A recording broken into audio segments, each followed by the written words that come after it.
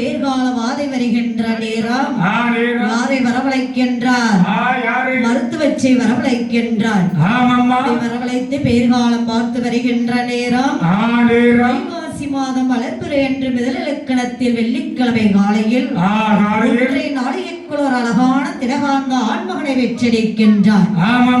கொடி தானறுத்து பால்பல சர்க்கரை எல்லாம் செலவு செய்து அழகான குழந்தையை வாரி கையில் எடுத்து வண்ணமுக முத்தமிட்டார். பெண்ணால் செய்ய வேண்டிய முறைகள் எல்லாம் செய்து ரத்த கண்ணிகாச்சுதையான் கையில கொடுத்தாச்சு. அழகா என்ன செய்கின்றார்? கையில் எடுத்து வண்ணமுக முத்தமிட்டார். ஏந்தி கையில் எடுத்து இரு கண்ணமோ முத்தமிட்டார். அப்படியே முத்தமிட்டு வளர்த்து வருகின்ற நேரம் குழந்தைக்கு பேர் நாமம் இட வேண்டும். தனது குருவாகிய சுக்கிர ஆச்சாரியை வரவழைத்து வரத்தினால் பிறந்த பாலகனுக்கு வல்லரக்கன் என்று பெயர் கொடுக்கின்றார். பாதாள உலகத்தை ஆள பிறந்ததினால் அவனுக்கு பத்மாசூரன் என்று ஒரு பெயர் கொடுக்கின்றார். வீரமுடன் பிறந்ததினால் வீரவல்லரக்கன் என்று பெயர் கொடுத்து எப்படி வளர்த்து வருகிறாள் திரையம்மா. உள்ள பாலகனை அருமையாக வளர்த்து அருமையாக வளர்த்து வாராள்.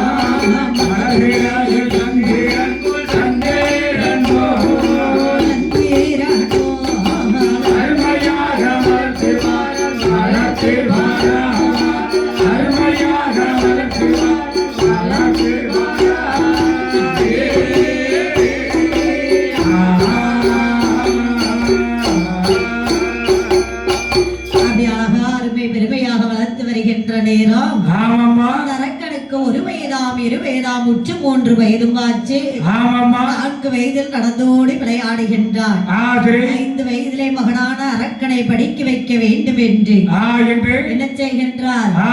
ஆசானை வரவழைத்தார். அழகா படிக்க வைக்கின்றார்.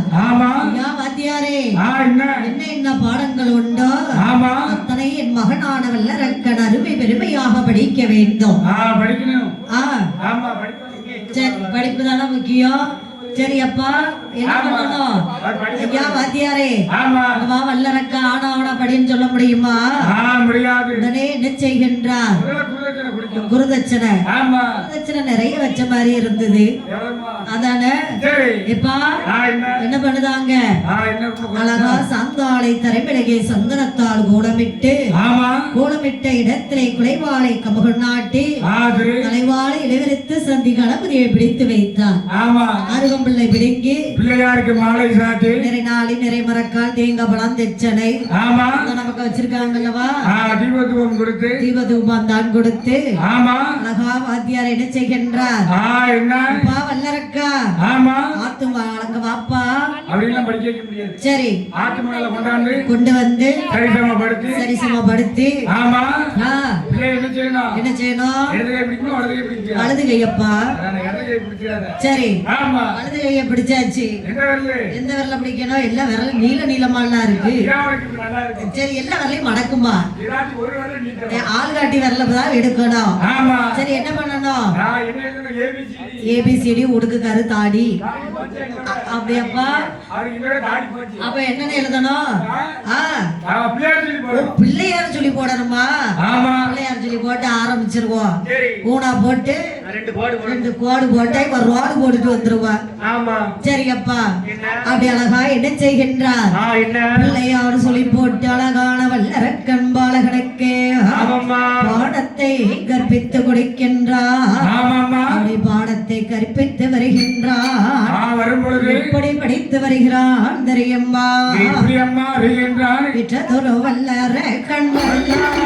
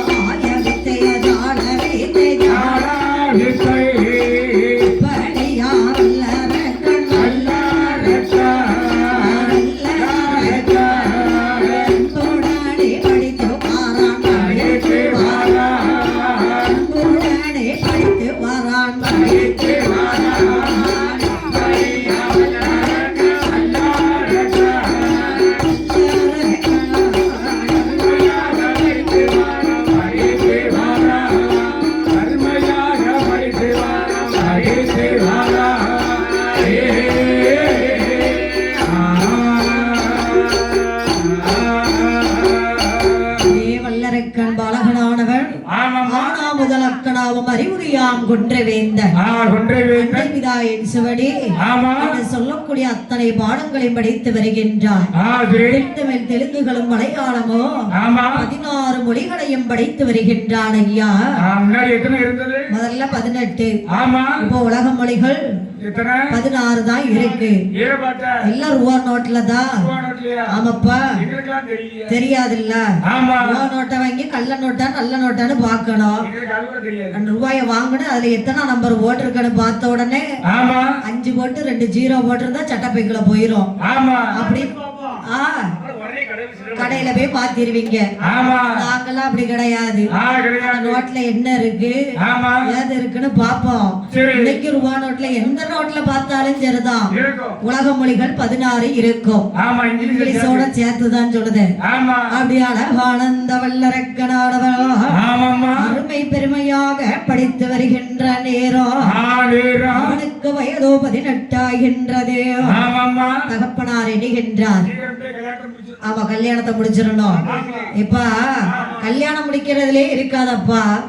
அதாவது உனக்கு கல்யாணம் முடிச்சு வச்சிருப்பாங்க. மன்னவர் என்ன எண்ணுகின்றார்? நல்லா இருந்திருக்கலாம்.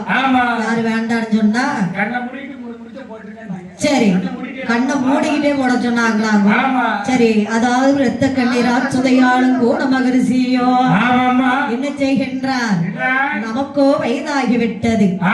நம்ம பிள்ளைக்கு கல்யாணத்தை பார்க்கணும்னு நினைக்கல. நாட்டையாளும் பொறுப்பை படைக்க வேண்டும் என்று வந்தார். வல்லரக்கனை அழைத்து எப்படி சொல்கிறார் தெரியுமா? வாராயப்பா ஒன்று சொல்ல நல்ல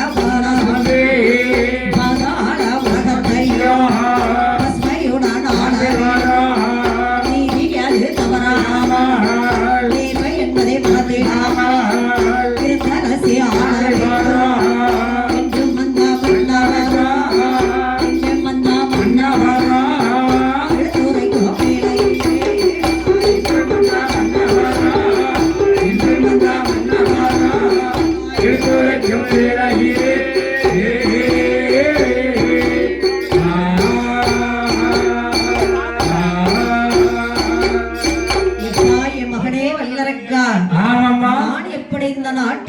நீரை தவறாமல் ஆட்சி செய்து வந்தேனோ அதே மாதிரி என்ன செய்ய வேண்டும்? ஆட்சி செய்யணும் என்று வல்லரக்கனுக்கு வட்டம் சூட்ட வேண்டும் என்று அவனை 56 தேசத்து அரசர்களை வரவழைத்தார். தன் மகனான அரக்கனுக்கு வட்டத்தை சூட்டுகின்றார். சூட்டும் போதே என்ன சொல்லுதார் தெரியுமா? அப்பா வல்லரக்கா, நீதி நீரை தவறிவிட்டால் நேர்மை என்பதை மறந்து விட்டேயானால் நான் சூட்டி வைத்துக்கனே பட்டா அழிக்கும் அப்படி என்று அழகாக பட்டத்தை சூட்டுகின்றார். பார்த்தான் அழகான வல்லரக்கன் இருந்தரசு ஆண்டு வருகின்றார். தனக்கு நிகரில்லை என்று தாரணியை ஆண்டு வருகின்றார். வாசம் புகழ் சூழும் உலகமெல்லாம் வரிசையுடன் இருந்தரசு ஆண்டு வருகின்ற நேரம் அங்கே என்ன நடக்கிறது தெரியுமா? இப்படி வல்லரக்கன் இருந்தரசே ஆண்டு வாரான் என்று தாரணியை ஆண்டு வாரான்.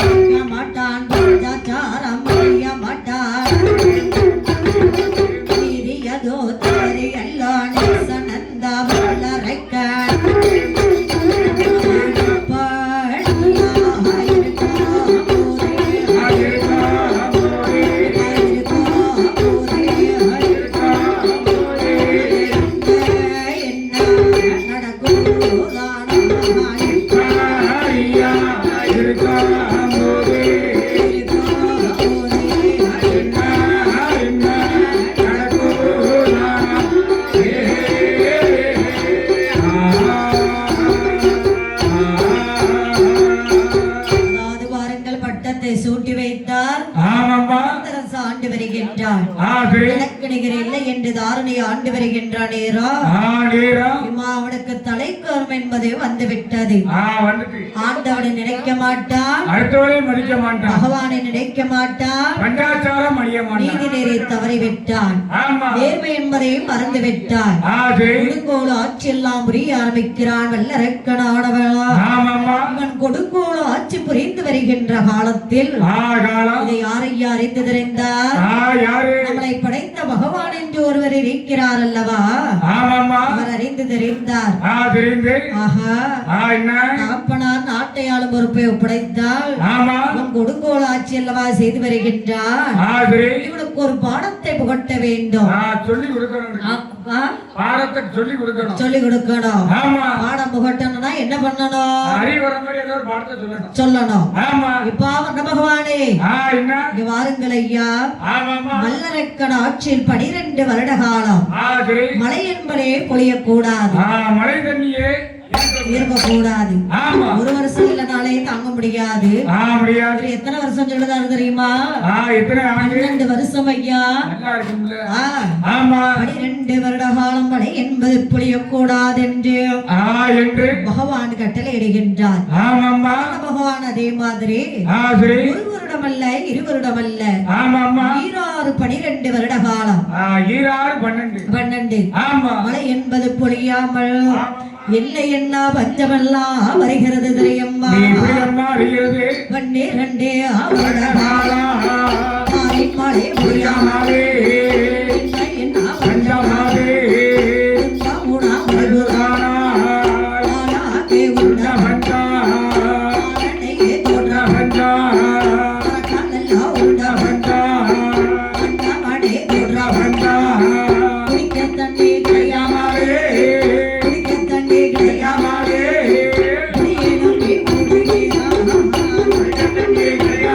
Hey!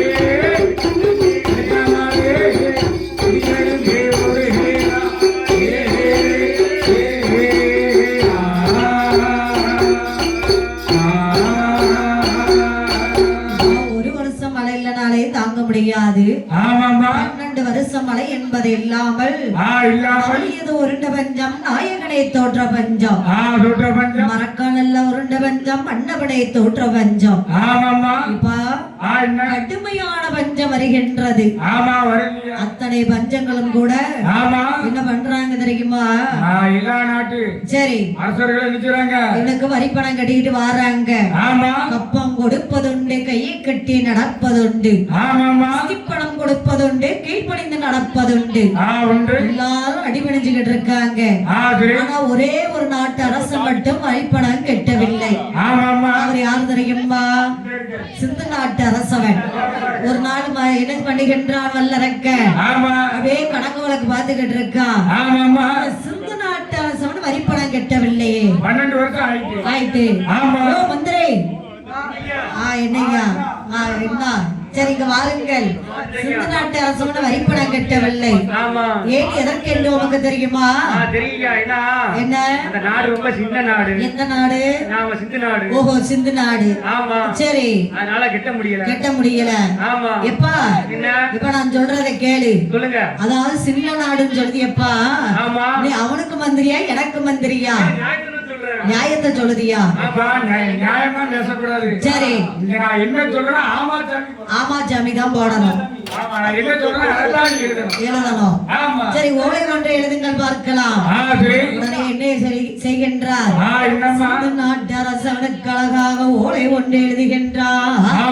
இதனால் சிந்து நாட்டு அரசவனுக்கு தெரிவிப்பது என்னவென்றால் நாங்கள் இந்த ஓலையை கண்டவுடன் எல்லாம் சேர்த்து கட்டணும் ஓலை அனுப்பியாச்சு. மந்திரியார் ஓலையை கொண்டு சிந்து நாட்டு அரசன் கொடுக்காரு. சிந்து நாட்டு அரசன் ஓலையை வாங்கி பார்த்தா என்ன எண்ணுகிறார் தெரியுமா? ஏற்றாதோரே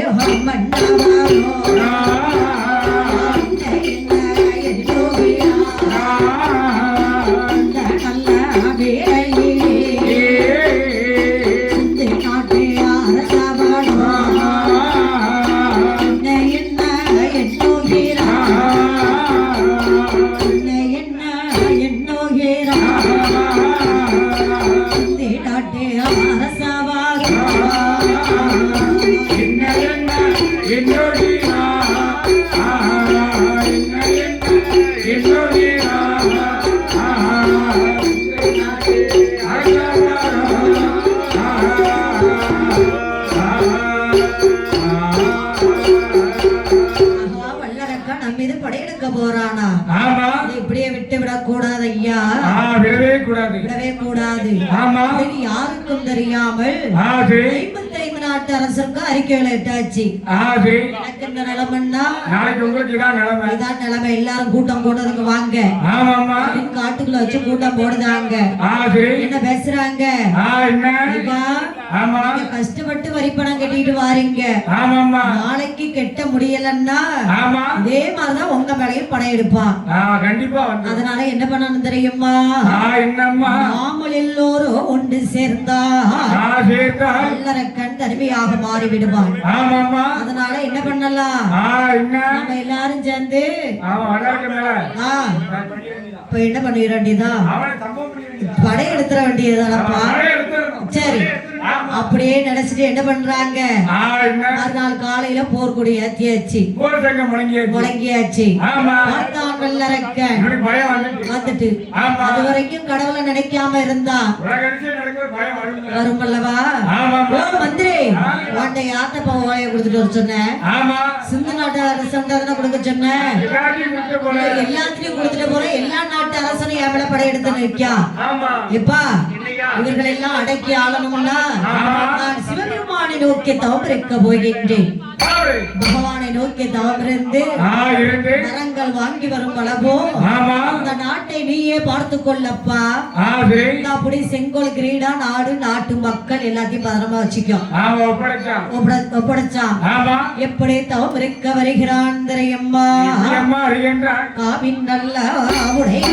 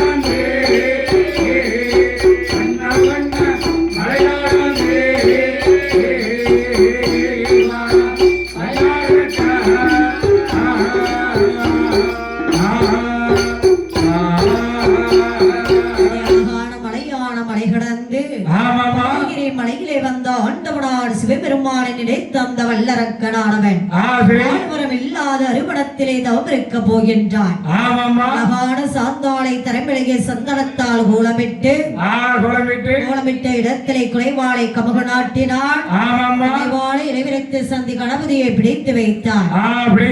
அருகம்பிள்ளை விழுங்கி பிள்ளையாருக்கு மாலை சாத்தி நாளின் நிறைமரக்கால் தேங்காய் பழம் தெச்சனை தீபதூபம் தான் கொடுத்து ஆளநீல குளிய வெட்டினான். 1000 முழகம்ப நாட்டினான். 1000 முழகம்பத்தின் மேல் ஆமை நல்ல பலகின் மேலே அடிபரப்பு நெல் பரத்தினான். அடிபரப்பு நெல்லின் மேலே அழகான செப்புக்குட ஒன்று வைத்தான். செப்புக்குடத்தின் மேலே செவ்வளனை தேங்காய் ஒன்று வைத்து செவ்வளனை தேங்காய் மேலே என்ன கனியா வைக்கின்றான்? எலுமிச்சங்கனை. அதன் மேல் இனியக்கொட்டை பாக்கு வைத்து அதன் மேல் குண்டுமணி பருப்பு வைத்தான். அதன் மேலே கோழி முட்டை ஒன்று வைக்கின்றான். கோழி முட்டையின் மேலே செவ்வதலை புஷ்பம் வைத்தான். செவ்வதலை புஷ்பத்தின் மேல் செப்பு ஊசி ஒன்றை வைத்தான். ஐயா ஊசி முடையிலே ஒரு காலம் தலைகீழும் காலம் மேலுமாக பெருமானை நினைத்து அறிந்தவங்கள் செய்து வருகின்றார்.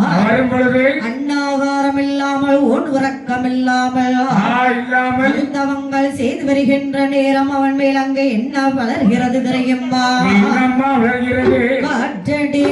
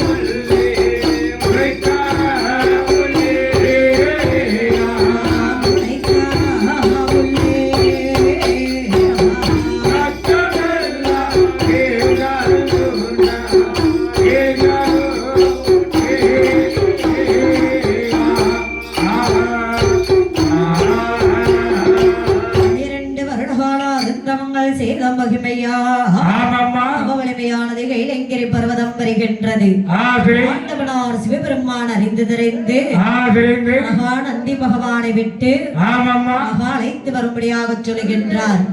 அப்படியே நந்தி பகவான் என்ன செய்கின்றார்? அழகா அழைத்து வருகின்ற நேரம் அப்படியே அழகா அழைத்து வந்தோட கைலங்கிரி பருவத்தை பார்த்த உடனே உள்ளமெல்லாம் கலங்குகின்றது, நெஞ்சமெல்லாம் பதறுகின்றது. அப்பா நந்தி பகவான் என்ன சொல்றாரு என்ன இப்பா வல்லரக்கா ஆமா அதோ இருக்கிறார் பாரு அவர்தான் சிவபெருமான் ஆமாமா உனக்கு என்ன வர வேணாலும் அவர்கிட்ட போய் கேளப்பா கேளப்பா சரி ஐயா ஆமா அப்படின்னு நந்தி பகவான் சொல்லிவிட்டு போகின்ற நேரம் சிவபெருமான் முன்னதாக வந்தார் ஐயா பகவானே ஆமா அடியேன் உங்களை வணங்குகின்றேன் ஆமாம்மா கேட்கக்கூடிய வரங்கள் தந்து என்னை ஆதரிக்க வேண்டும் ஆதரிக்க வேண்டும் என்ன வரம் கேட்டாலும் தருவீங்களா ஆமா அப்பா சத்தியம் பண்ணா அவட்ட வரம் கேட்பேன் சரி ஆமா இப்பா வல்லரக்கா ஆமா நீ என்ன வரம் கேட்டாலும் தருகிறேன் அப்பா ஆமா சத்தியம் பண்ணுங்க சத்தியம் பண்ணி ஆகணுமா ஆமா நாணை எண்ணாணை உமையவளோ தன் ஆணை சத்தியம் பண்ணியாச்சு இதை கேட்டாலும் நந்தாவணும் இது வேண்டுமே என்ன வரம் கேட்டாலும் கொடுத்துதான் ஆகணும் ஆமாம்மா அப்பா அரக்கா அரக்கா உனக்கு என்னப்பா வர வேண்டும் கேளு சீக்கிரம் ஐயா வேற ஒன்றுமில்லை ஆமா 56 தேசத்திற்கு அதிபதியாக வாழ்ந்து வருகின்றேன் ஆமாம்மா ஆனால் பாருங்கள் அத்தனை நாட்டு அரசரும் ஆமா என் மீது போர் தொடுக்க துணிந்து விட்டார்கள் என்னிடமோ போதுமான படைகள் கிடையாது சரி ஆயுதம் கிடையாது ஆமா அதனால உங்களை நோக்கி தவறிருந்தேன் எனக்கு வேண்டிய வரங்களை நீங்கள் தான் தர வேண்டும் அப்படியப்பா உனக்கு என்ன வர வேண்டுமா கேளப்பா சீக்கிரம் கேளு இன்றைக்கு சொல்லுகின்ற நேரம் எப்படி வரம் கேட்கிறான் தெரியுமா ஐயாவே பகவானே அண்ணாரே கேளும் ஐயா இளையோ செய்ய வரம் வேண்டும் இல்லையோ செய்ய வரம் ஈஸ்வரனை வேண்டும் என்றோ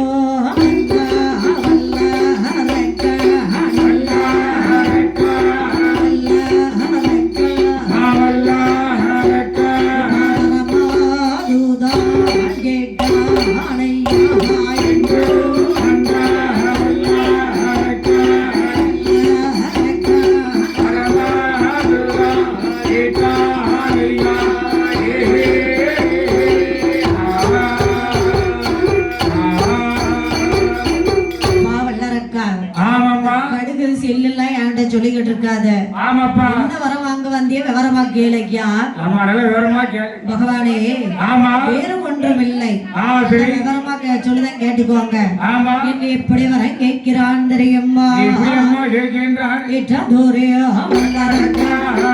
ஐயாவே பகவானே அரணாலே கேளும் ஐயா என்னுடைய வலது ஐந்து வீரன் மூன்று வீரன் மூன்று வீரன் பருவதத்தை கொள்வேனார் பனிரெண்டே வைக்க வேண்டும் அடைகடலை கொள்வேனார் அப்படியாயிருக்க வேண்டும் என்று வந்த வல்லரக்கா என்று வந்த வல்லரக்கா இன்னும் என்ன வளர்ந்து கேட்டான் என்று வந்த வல்லரக்கா என்று வந்த வல்லரக்கா இன்னும் என்ன சொல்லுகிறா